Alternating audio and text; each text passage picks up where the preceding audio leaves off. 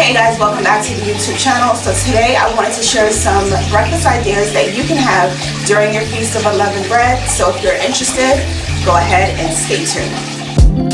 If you don't speak, then you won't get spoken to. People only see you when you up, then they... Alrighty guys, so if this is your first time here, my name is Tish and I do all kinds of videos. Right now I'm doing a lot of Feast of Unleavened Bread and Passover videos, but I do cleaning, all types of things. So I would love for you to go ahead and hit that subscribe button and also click that notification bell so you'll be the first to know when I upload new content. So let's dive right in. So the first thing that I wanted to talk about was oats. This is a very good option for Feast of Unleavened Bread. Doesn't have any additives or anything in it. So you can have just regular oatmeal, which I love. I usually eat oatmeal at night.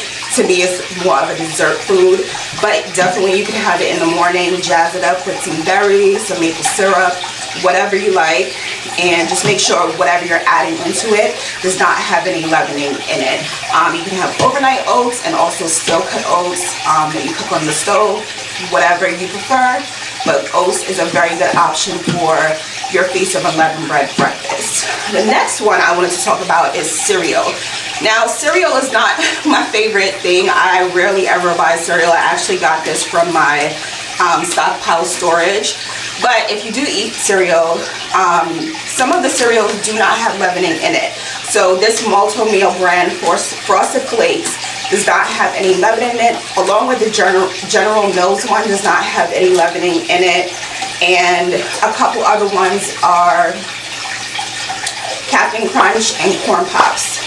So there are a lot of cereals out there that don't have leavening in them. You just have to read the back. And I would stay away from anything that has something phosphate in there. I'll go ahead and put a link to a list that I have. I have a couple of leavening agents lists that shows you what leavening agents are, but I just found a new one, so I'll go ahead and put the link down below. So the next thing we're going to talk about is hot cereal. So right now I have a box of instant cream of wheat. Another one is grits. I don't eat grits. Grits is more of a southern thing. I'm from the Northeast, but I do love cream of wheat. But you can have grits as well. I checked the ingredients of the grits products and it looks like they're okay. They don't have any leavening agents, but just be on the safe side. To be on the safe side, double check. But the cream of wheat, you can actually have the instant hot cereal. I would stay away from the 2.5-minute one because it does have one of those phosphate ingredients in it. But yeah, if you're interested or you're into eating hot cereals, you can definitely have this for your Feast of Unleavened Bread breakfast. The next thing that I wanted to talk about is eggs. Eggs, of course, they don't have any leavening in it. Now, there's some controversy about whether eggs are a leavening agent or not. So technically, eggs can leaven things depending on how you beat them, whether you separate the egg whites from the yolk, all kinds of things. But when we're talking about eggs and leavening agents, we're mostly talking about things that cause fermentation. So yeast, baking soda, those type of things. So eggs were really, if we use them during our time of captivity, it would have been more of a binding agent. So eggs are not, we don't look at eggs in the Israelite community during our feast days as leavening agents. So you can definitely have some eggs, omelets, scrambled, however you like your eggs, hard boiled, and then some just regular old potatoes. Make your own hash browns, cut these up, roast them in the oven, put them on the fire, however you like them, with a bunch of veggies. That would be a good option for you. And then also your breakfast meat. So chicken sausage, turkey sausage, beef sausage, because you know we don't eat pork, and definitely turkey bacon. I also think they have beef bacon, but they sell that more in Canada if I'm not mistaken. So I haven't seen beef bacon in the US, but I'm sure you can get it from somewhere. I like to get uncured and no nitrates or nitrites, I think, or something like that. But that's the one that I like to get. And with sausages, this is chicken sausage, but the same with turkey and beef. You want to make sure that the casing that the sausage is in is not pork, because what you'll see a lot is you'll buy your chicken, turkey, or beef sausage, but they still put it in the pork casing. So just go ahead and check your sausage, making sure that that casing is actually the casing of the meat that you pick up, whether that be turkey, chicken, or sausage. So just as a tip, I just wanted you guys to know that. But definitely add some turkey, add some sausage to your eggs, make you a nice little breakfast. So the next thing I want to talk about is smoothies and fresh juices. So I have a suja here. I buy these quite often. Every single grocery order that I do, I always get a suja. But fresh juices are an option. Your body will, you tend to be less hungry when you drink fresh juices and smoothies, because one, smoothies have the fiber in it, so it keeps you fuller longer. But if you drink a lot of juices, you'll notice after a while, because your body is getting those good nutrients, you're not hungry as often, because your body is getting the nutrients that it needs. So I would definitely recommend probably having a fresh juice or smoothie every day of the Feast of Unleavened Bread. It can't hurt. You can challenge yourself to do that. But I wanted to also share a tip with you guys for making fresh juices. So I make my green juice every other week. I'm not consistent with it, but what I've been doing is buying the suja, and then because this has cucumber, celery, grapefruit, green chard, and lettuce, and then I will just juice the fruit, so apple, pineapple, whatever I choose, and I will juice some. So let's say I'm using apples. So apples, I'll do cucumbers again just because I want it to have a lot of water content in it. I will also go ahead and put in some fresh ginger, some lemon, squeeze some lemon at the end. And then I will pour this in so it covers my greens. And it just makes it easier. It's cheaper and it's easier for me because I don't like juicing. So that's a tip if you want to kind of cut your time in half with juicing, and you know it could be a little bit expensive. That's a tip that I have for you. But go ahead and challenge yourself to have a smoothie or a juice every day of the Feast of Unleavened Bread, and let me know how it goes. So the next thing is a simple fruit bowl. I have one here. I cut up a bunch of fruit this week and I put them in these little individual dishes just so we can grab and go. But a nice hefty fruit bowl is a good option for you if you just need a healthy breakfast on the go or just to enjoy at home.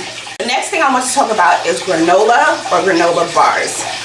So I think you should make, if you're going to do granola bars, you should make your own granola bars. They're super easy. I'll link a recipe down below from the one that I normally use, but I have a granola recipe that I'll link the video in the description box below and in the card on the screen. But granola bars are a great option for an easy, simple, healthy breakfast. But if you're in a pinch and you need to pick up something at the store, surprisingly, Sunbelt, these fudge chocolate chip granola bars don't have any leavening in them. So it's a lot of ingredients, but none of them seem to have any leavening in it.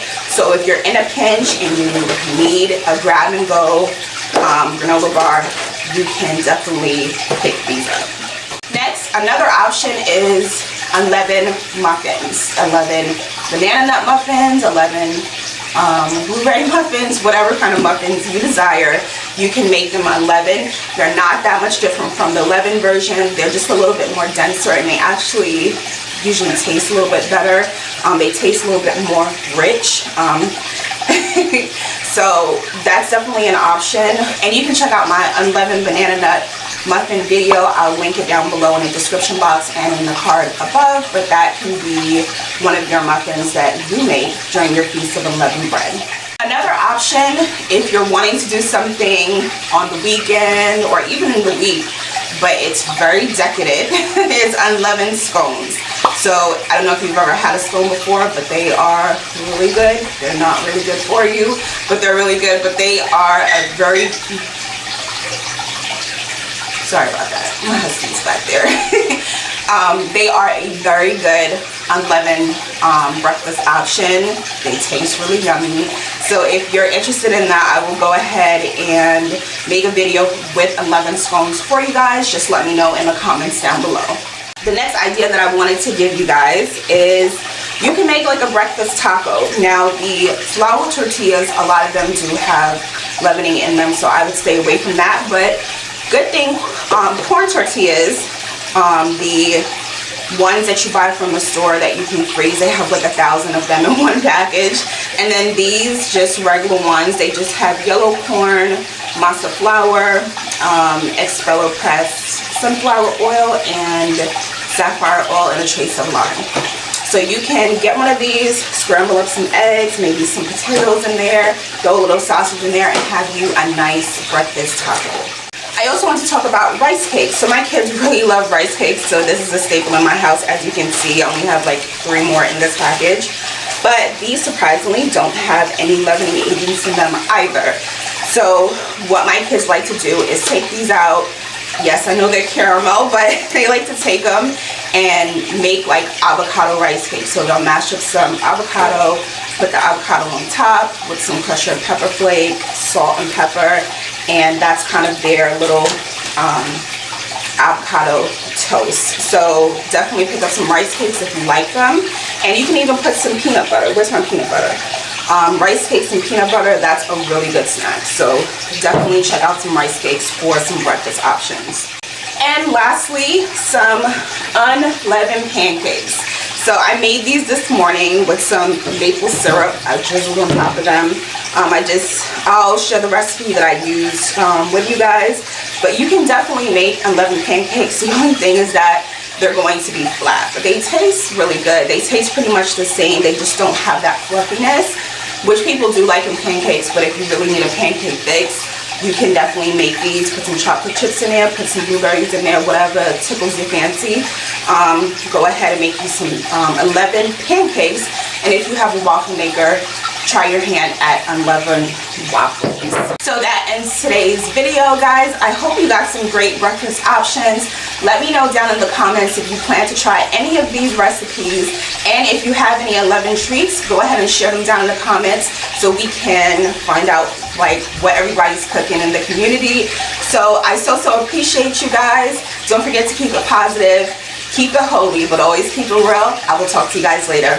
Shalom. When you up, then they notice you. Trying to be a legend, crave lines is quotable. Only the real shall last, and I only know a few. People when they feelings always acting emotional. Ain't about a check, then it ain't negotiable.